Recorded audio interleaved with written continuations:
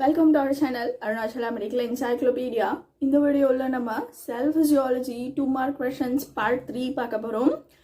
So starting with question number 9, mitochondria ஓட functions என்ன அப்படினு கேட்டிருக்காங்க. So mitochondriaக்கு 4 functions இருக்கு. Number 1, production of energy. இந்த mitochondria தான் செல்லுக்கு தேவையான மொத்த எனர்ஜியுமே ப்ரொடியூஸ் பண்ணும். அதனால இந்த mitochondriaவை நம்ம power house of the cell இல்ல power plant of the cell அப்படினு கூட சொல்வோம். இதோ இந்த பிக்சர்ல தெரியுற இதுதான் நம்மளோட மைட்டோகாண்ட்ரியா. ஸோ ஒரு செல்லுக்குள்ள இருக்கிற இதோ இந்த ஸ்ட்ரக்சர் தான் நம்ம மைட்டோகாண்ட்ரியா அப்படின்னு சொல்றோம். இந்த மைட்டோகாண்ட்ரியாவோட முதல் ஃபங்க்ஷன் செல்லுக்கு தேவையான எனர்ஜியை ப்ரொடியூஸ் பண்றது. Number 2, synthesis of ATP. செல்லுக்கு தேவையான ஏடிபியை உற்பத்தி பண்றதும் இந்த மைட்டோகாண்ட்ரியாவோட வேலை.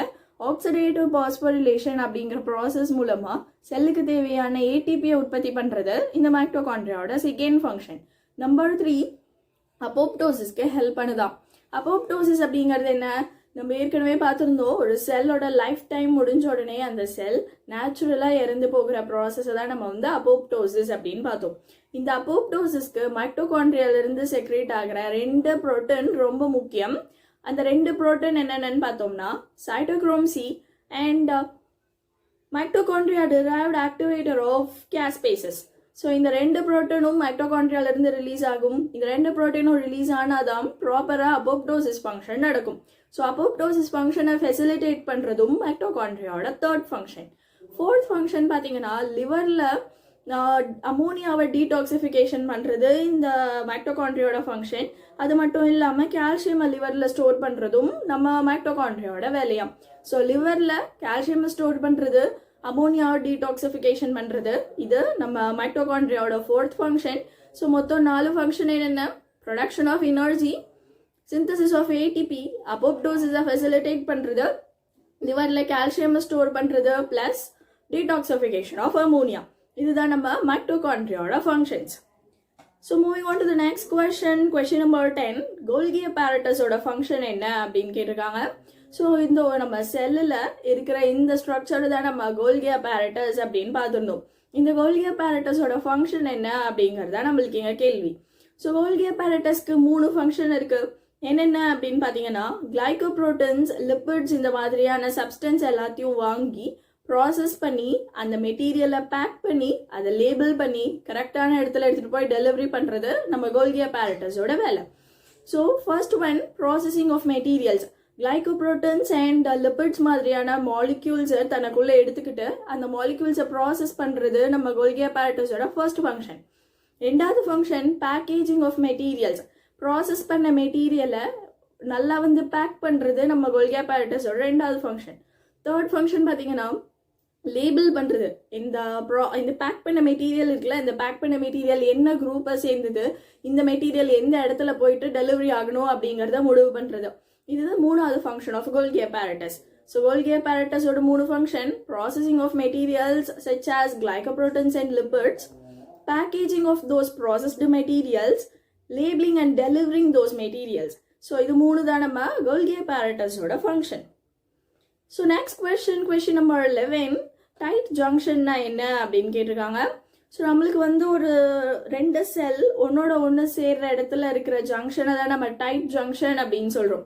ஸோ இந்த டைட் ஜங்ஷனுக்கு இன்னொரு பேர் பார்த்தீங்கன்னா ஜோனுலோ அக்ளூடென்ஸ் அப்படின்னு கூட நம்ம சொல்லுவோம். இந்த டைட் ஜங்ஷன் ஏன் நம்ம அக்ளூடென்ஸ் அப்படின்னு சொல்கிறோம்னு பார்த்தீங்கன்னா லார்ஜ் மாலிக்யூல்ஸால இந்த டைட் ஜங்ஷன் வழியாக பாஸ் ஆக முடியாது, ஸ்மால் மாலிக்யூல்ஸால மட்டும்தான் பாஸ் ஆக முடியும். ஸோ 2 பக்கத்தில் இருக்கிற செல் மெம்பரேன் ஒன்னோட ஒன்று ஒட்டிக்கிட்டு ஒரு ஜங்ஷனை ஃபார்ம் பண்ண போது இந்த ஜங்ஷன் தான் நம்மளுக்கு டைட் ஜங்ஷன். இந்த ஜங்ஷன் வழியாக லார்ஜ் மாலிக்யூல்ஸால பாஸ் ஆக முடியாது, ஸ்மால் மாலிக்யூல்ஸ் மட்டும்தான் பாஸ் ஆகும். ஸோ இதுக்கு இன்னொரு பேர் ஜோனுலோ அக்ளூடென்ஸ் அப்படின்னு நம்ம சொல்கிறோம். ஸோ நெக்ஸ்ட் கொஸ்டின் நம்பர் 12 என்ன கேட்டிருக்காங்கன்னா பிரைமரி ஆக்டிவ் டிரான்ஸ்போர்ட்டுக்கும் செகண்டரி ஆக்டிவ் டிரான்ஸ்போர்ட்டுக்கும் உள்ள டிஃப்ரென்ஸ் என்ன அப்படின்னு கேட்டிருக்காங்க. ஸோ நம்மளுக்கு ஆக்டிவ் டிரான்ஸ்போர்ட்டில் 2 டைப்ஸ் இருக்குது: primary active transport, secondary active transport அப்படின்னு. பிரைமரி ஆக்டிவ் டிரான்ஸ்போர்ட்டில் பார்த்தீங்கன்னா நம்மளுக்கு எனர்ஜி டிரான்ஸ்போர்ட்டுக்கு இப்போ ஒரு மாலிக்யூல் ஒரு இடத்துல இருந்து இன்னொரு இடத்துக்கு போகும்போது இதுதான் நம்ம டிரான்ஸ்போர்ட் அப்படின்னு சொல்கிறோம். பிரைமரி ஆக்டிவ் டிரான்ஸ்போர்ட்டில் அப்படி ஒரு மாலிக்யூல் ஒரு இடத்துல இருந்து இன்னொரு இடத்துக்கு போகிறதுக்கு தேவையான எனர்ஜி ஏடிபியிலேருந்து கிடைக்கும். ஸோ ஏடிபியிலேருந்து எனர்ஜி எடுத்துக்கிட்டு டிரான்ஸ்போர்ட் நடந்துச்சுன்னா இது பிரைமரி ஆக்டிவ் டிரான்ஸ்போர்ட். ஏடிபியிலேருந்து எனர்ஜி எடுக்காமல் வேறு ஏதாவது ஃபார்ம்லேருந்து எனர்ஜி எடுத்துக்கிட்டு டிரான்ஸ்போர்ட்டேஷன் நடந்துச்சுன்னா அதை நம்ம செகண்டரி ஆக்டிவ் டிரான்ஸ்போர்ட் அப்படின்னு சொல்கிறோம். ரெண்டாவது டிஃப்ரென்ஸ் பார்த்தீங்கன்னா பிரைமரி ஆக்டிவ் டிரான்ஸ்போர்ட்டில் ஒரே ஒரு மாலிக்யூல் மட்டும்தான் ட்ராவல் ஆகும். அட் அ டைமில் ஒரே ஒரு மாலிக்யூல் மட்டும்தான் ட்ராவல் ஆகும். செகண்டரி ஆக்டிவ் டிரான்ஸ்போர்ட்டில் 2 மாலிக்யூல் ட்ராவல் ஆகும். ஸோ செகண்டரி ஆக்டிவ் டிரான்ஸ்போர்ட்டில் 2 மாலிக்யூல் ட்ராவல் ஆகும். செகண்டரி ஆக்டிவ் டிரான்ஸ்போர்ட்டில் ஏடிபியை தவிர வேறு ஏதாவது சோர்ஸில் இருந்து தான் எனர்ஜி எடுத்துக்கப்படும். பிரைமரி ஆக்டிவ் டிரான்ஸ்போர்ட்டில் ஒரே ஒரு மாலிக்யூல் தான் ட்ராவல் ஆகும். எனர்ஜி ஏடிபியில் இருந்தால் கிடைக்கும். இதுதான் நம்மளுக்கு பிரைமரி அண்ட் செகண்டரி ஆக்டிவ் டிரான்ஸ்போர்ட்டுக்கு இருக்கிற டிஃப்ரென்ஸ். பிரைமரி ஆக்டிவ் டிரான்ஸ்போர்ட்டுக்கு ஒரு example sodium potassium pump, secondary active டிரான்ஸ்போர்ட்டுக்கு ஒரு எக்ஸாம்பிள் குளுக்கோஸ் சோடியம் பம்ப் அப்படின்னு சொல்கிறாங்க. Okay, so moving on to the next question. Question number 13, sodium potassium பம்ப்னா என்ன அப்படின்னு கேட்டிருக்காங்க. ஒரு செல் மெம்பரேன் வழியா சோடியமும் பொட்டாசியமும் அந்த பக்கமும் இந்த பக்கமும் மாறி மாறி போக போது இதுதான் நம்ம சோடியம் பொட்டாசியம் பம்ப் அப்படின்னு சொல்கிறோம். ஏற்கனவே நம்ம கேரியர் புரோட்டீன்னா என்ன அப்படிங்கிறத பார்த்துருந்துருப்போம். ஒரு செல் மெம்பரைன் இருக்குன்னா இந்த செல் மெம்பரைன்ல நடுவில் இருக்கக்கூடிய ஒரு புரோட்டீனை நம்ம வந்து கேரியர் புரோட்டீன் அப்படின்னு சொல்லுவோம். இந்த கேரியர் புரோட்டீன் எக்ஸ்ட்ரா செல்லுலார் ஃப்ளூயிட்லேருந்து ஒரு பொருளை வாங்கி இன்ட்ரா செல்லுலார் ஃப்ளூயிடில் கொடுக்கும். இன்ட்ரா செல்லுலார் ஃப்ளூயிட்லேருந்து ஒரு பொருளை வாங்கி எக்ஸ்ட்ரா செல்லுலார் ஃப்ளூயிடில் கொடுக்கும். இப்போ இந்த இடத்துல சோடியமும் பொட்டாசியமும் அப்படி உள்ளேருந்து வெளிலேருந்து உள்ள டிராவல் ஆக போகுது. இதை தான் நம்ம சோடியம் பொட்டாசியம் பம்ப் அப்படின்னு சொல்கிறோம். ஒரு கேரியர் புரோட்டீனோட உதவி மூலமா செல் மெம்பரனை தாண்டி உள்ளிருந்து வெளியிலிருந்து உள்ள சோடியமோ பொட்டாசியமோ ஒரே நேரத்தில் டிராவல் ஆக போகுது. இதுதான் நம்ம சோடியம் பொட்டாசியம் பம்ப் அப்படின்னு சொல்றோம். ஸோ சோடியம் பொட்டாசியம் பம்ப்ல ஒரு கேரியர் புரோட்டீனோட உதவி மூலமா வெளியில இருக்கிற பொட்டாசியம் உள்ள வரப்போகுது, உள்ள இருக்கிற சோடியம் வெளியே போகுது. இதுதான் sodium potassium pump. So next question number 14, ஆஸ்மோசிஸ்னா என்ன அப்படின்னு கேட்டிருக்காங்க. ஆஸ்மோசிஸ் அப்படிங்கிறது நம்மளுக்கு வந்து ஒரு ஸ்பெஷல் டைப் ஆஃப் டிஃப்யூஷன். டிஃப்யூஷன்னா என்ன? ஒரு தண்ணி மாதிரியான பொருள் ஒரு இடத்துல இருந்து இன்னொரு இடத்துக்கு அப்படியே ஊடுருவி போச்சுன்னா இதை தான் நம்ம டிஃப்யூஷன் அப்படின்னு சொல்கிறோம். ஸோ இந்த மாதிரியான ஒரு ஸ்பெஷல் டைப் ஆஃப் டிஃப்யூஷன் தான் நம்மளுக்கு ஆஸ்மோசிஸ். இந்த ஆஸ்மோசிஸ் கான்செப்ட் புரிஞ்சுக்கிறதுக்கு முன்னாடி சொல்யூட்னா என்ன, சால்வெண்ட்னா என்ன, செமி பெர்மியபிள் மெம்பரேன்னா என்ன அப்படிங்கறத தெரிஞ்சுக்கலாம் நம்ம. சொல்யூட் அப்படிங்கிறது, சால்வெண்ட் அப்படிங்கிறது பார்த்தீங்கன்னா ஒரு லிக்விட். சொல்யூட் அப்படிங்கிறது அந்த லிக்விட்ல நம்ம வந்து போட போகிற பொருள் தான் வந்து சொல்யூட். ஸோ இப்போ இந்த பிக்சரில் பார்த்தீங்கன்னா நம்மளுக்கு வந்து ப்ரௌன் கலரில் கொடுத்துருக்காங்கல்ல, இதுதான் சொல்யூட். எல்லோ கலரில் இருக்கிற அந்த லிக்விட் தான் நம்மளுக்கு வந்து சால்வெண்ட். ஸோ ஒரு சால்வெண்ட்ல சொல்யூட் இருக்கு. நடுவில் நம்மளுக்கு வந்து ஒரு ஃபர்ஸ்ட் கப் எடுத்துக்கிட்டோம்னா அந்த கப்பில் நடுவில் வந்து நம்மளுக்கு ஒரு ரெட் கலர் டாட்டட் லைன் கொடுத்துருக்காங்க இல்லையா, இந்த டாட்டட் லைன் தான் நம்மளுக்கு வந்து ஒரு semi permeable membrane. Semi permeable மெம்பரேன்னா என்ன அப்படின்னு கேட்டிங்கன்னா, இந்த மெம்பரேன் வழியா சால்வெண்டால மட்டும்தான் பாஸ் ஆக முடியும், சொல்யூட்டால பாஸ் ஆக முடியாது.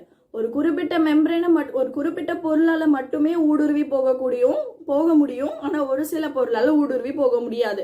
அந்த மாதிரியான ஒரு லேயர் தான் நம்ம செமி பெர்மியபிள் மெம்பரேன் அப்படின்னு சொல்றோம். ஸோ செமி பெர்மியபிள் மெம்பரேன் வழியா நம்மளுக்கு வந்து சால்வெண்டால பாஸ் ஆக முடியாது, சொல்யூட்டால பாஸ் ஆக முடியாது, ஆனால் சால்வெண்டால பாஸ் ஆக முடியும். அதாவது லிக்விடால பாஸ் ஆக முடியும், சாலிட் சப்ஸ்டன்ஸால பாஸ் ஆக முடியாது.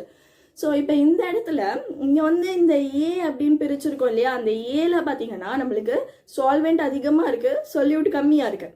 பியில் பார்த்தோம்னா சால்வெண்ட் நம்மளுக்கு குறைவாக இருக்குது, ஆனால் சொல்யூட் நிறைய இருக்குது.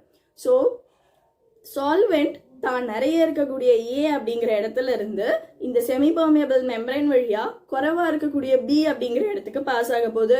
இந்த மாதிரியான பாசேஜ் தான் நம்ம வந்து ஆஸ்மோசிஸ் அப்படின்னு சொல்கிறோம். ஒரு சால்வெண்ட் தான் கம்மியா இருக்கிற இடத்துல இருந்து தான் நிறைய இருக்கிற இடத்த நோக்கி ஒரு செமி பெர்மியபிள் மெம்பரேன் வழியா பாஸ் ஆகி போச்சுன்னா இதை தான் நம்ம வந்து ஆஸ்மோசிஸ் அப்படின்னு சொல்றோம். இப்போ அந்த சால்வெண்ட் எங்க கம்மியா இருக்கோ அதை நம்ம வந்து லோவர் கான்சென்ட்ரேஷன் அப்படின்னு சொல்லுவோம், எங்க அது அதிகமா இருக்கோ அதை நம்ம ஹையர் கான்சென்ட்ரேஷன் அப்படின்னு சொல்லுவோம். ஸோ ஒரு சால்வெண்ட் அதுவும் லோவர் கான்சென்ட்ரேஷனா இருக்கிற இடத்துல இருந்து அது ஹையர் கான்சென்ட்ரேஷனா இருக்கிற இடத்துக்கு ஒரு செமி பெர்மியபிள் மெம்பரேன் வழியா பாஸ் ஆகி போகுது. This is called as osmosis.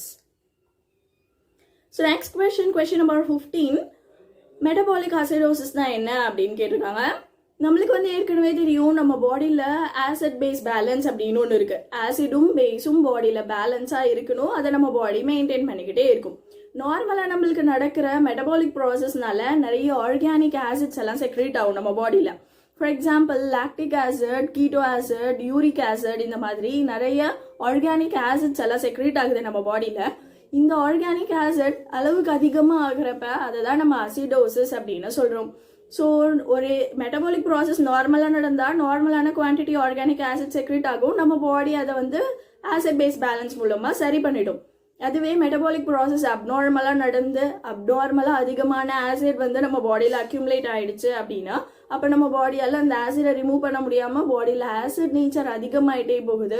இதை தான் நம்ம வந்து மெட்டபாலிக் அசிடோசிஸ் அப்படின்னு சொல்கிறோம். முக்கியமாக அப்நார்மல் மெட்டபாலிசம்னால அசிடோசிஸ் வந்துச்சுன்னா, அதாவது ஆசிட் நேச்சர் அதிகமாச்சுன்னா இதை தான் நம்ம மெட்டபாலிக் அசிடோசிஸ் அப்படின்னு சொல்கிறோம். So moving on to the last question number 16, mitosis என்ன அப்படின்னு கேட்டிருக்காங்க.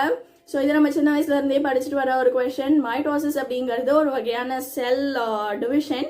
இதில் ஒரு பேரண்ட் செல் 2 டாட்டர் செல்லாக டிவைட் ஆக போது 2 டாட்டர் செல்லுமே ஜெனட்டிக்கலி ஐடென்டிக்கலாக இருக்கும். பேரண்ட் செல்லுக்கே ஜெனட்டிக்கலி ஐடென்டிக்கலாக இருக்கக்கூடிய 2 டாட்டர் செல்லாக ஒரு பேரண்ட் செல் டிவைட் ஆக போது இந்த ப்ராசஸ் தான் நம்ம வந்து மைட்டோசிஸ் அப்படின்னு சொல்கிறோம். ஸோ டோட்டலாக செல் ஃபிசியாலஜிலேருந்து நம்ம 16 2 மார்க் கொஷின்ஸை பார்த்துருக்கோம். 3 பார்ட்ஸை நான் அந்த வீடியோ உங்களுக்கு அப்லோட் பண்ணியிருக்கேன். ஸோ மொத்தம் 16 2 மார்க் கொஷின்ஸ் இருக்குது. 2009லேருந்து 2023 வரைக்கும் நம்ம செல் ஃபிசியாலஜிலேருந்து கேட்டிருக்க எல்லா 2 மார்க் கொஷின்ஸ் அதுக்கான ஆன்சர்ஸையும் நம்ம பார்த்துட்டோம். ஸோ இந்த 2 மார்க் கொஷின்ஸ் ஆன்சர்ஸ் உங்களுக்கு PDF வேணும் அப்படின்னா என்னோட டிஸ்கிரிப்ஷனில் தெரிகிற டெலிகிராம் சேனல்லேருந்து நீங்கள் டவுன்லோட் பண்ணிக்கலாம். இது மட்டும் இல்லாமல் உங்களுக்கு வந்து அனாட்டமி ஃபிசியாலஜி இது ரெண்டுமே சாப்டர் வைஸாக அரேஞ்ச் பண்ணியிருக்க previous year question paper questions உங்களுக்கு வேணும் அப்படின்னாலும் அதையும் நீங்கள் வந்து அந்த டெலிகிராம் சேனல்லேருந்து டவுன்லோட் பண்ணிக்கலாம். So that's all for this video. Thank you.